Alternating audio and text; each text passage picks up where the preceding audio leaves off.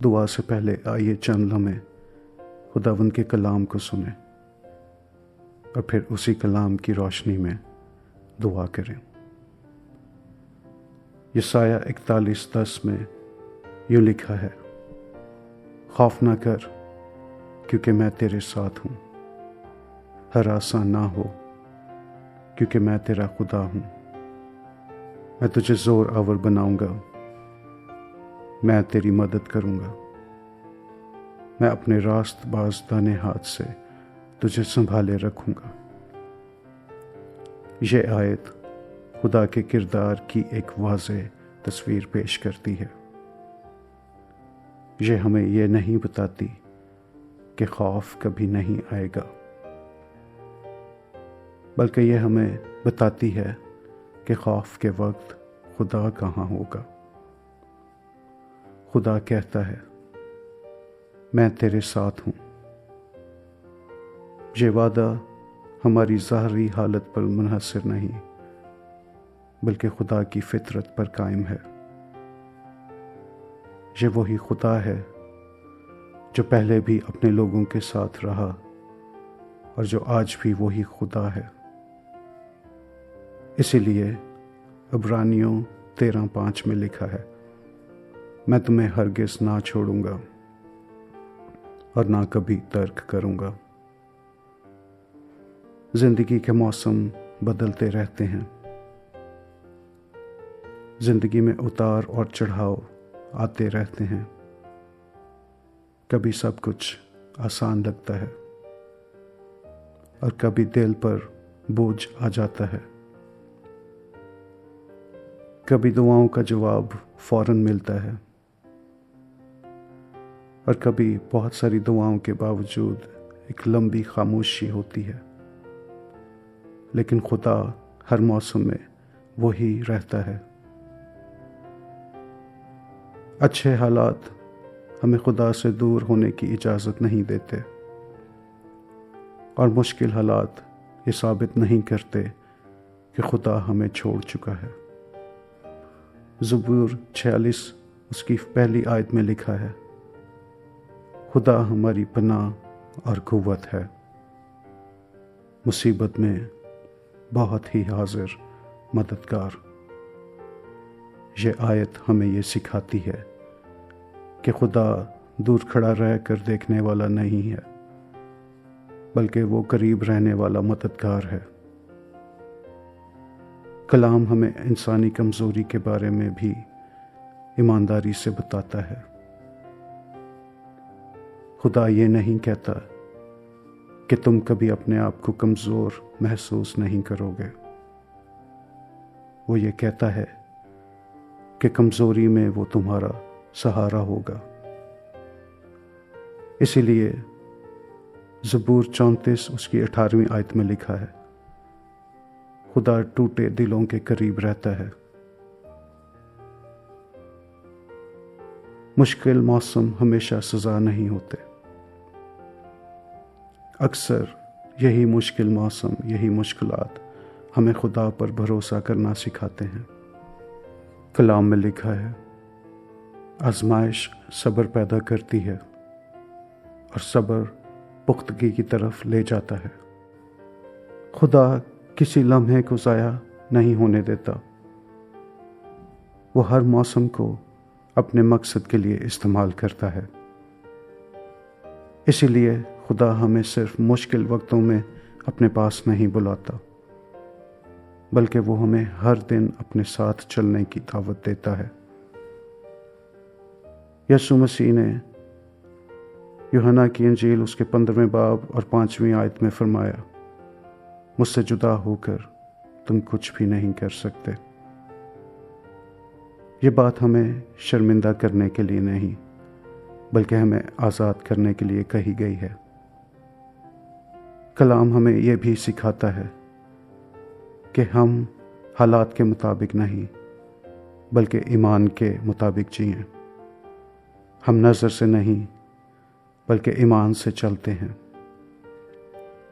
नज़र कहती है कि कुछ नहीं बदल रहा। ईमान कहता है कि खुदा काम कर रहा है। इसीलिए हमें रूहानी तौर पर होशियार रहने की दावत दी गई है। कलाम कहता है, खुदा का पूरा हथियार बांध लो ताकि तुम साबित कदम रह सको। वो होशियारी खौफ के लिए नहीं बल्कि इस्तिकामत के लिए है। अब आइए इसी सच्चाई के साथ खुदा के हुजूर दुआ करें। आय आसमानी पिता, तू वो खुदा है जो इब्तिदा से इंतहा तक हमारी ज़िंदगी को जानता है। तेरा कलाम हमें याद दिलाता है कि कोई भी बात तेरी हजूरी से बाहर नहीं। तूने खुद फरमाया है, खौफ ना कर क्योंकि मैं तेरे साथ हूँ। इसीलिए आज हम अपने दिल को तेरी सच्चाई के सामने रखते हैं। आय आसमानी पिता, जब खौफ हमें घेर लेता है, जब हमारा दिल घबराता है, हम तेरे कलाम को याद करते हैं। ज़बूर 56 तीसरी आयत में लिखा है, जब मैं डरूंगा मैं तुझ पर भरोसा रखूंगा। हम ये नहीं कहते कि खौफ मौजूद नहीं, लेकिन हम ये मानते हैं कि खौफ हमारी रहनुमाई नहीं करेगा, क्योंकि तेरा कलाम कहता है, खुदा हमारी पनाह और कुव्वत है, मुसीबत में बहुत ही हाजिर मददगार। इसीलिए आज हम अपनी हिफाजत अपनी समझ पर नहीं बल्कि तेरी हजूरी पर छोड़ते हैं। आय परमेश्वर, तूने फरमाया है, हरासा ना हो क्योंकि मैं तेरा खुदा हूँ।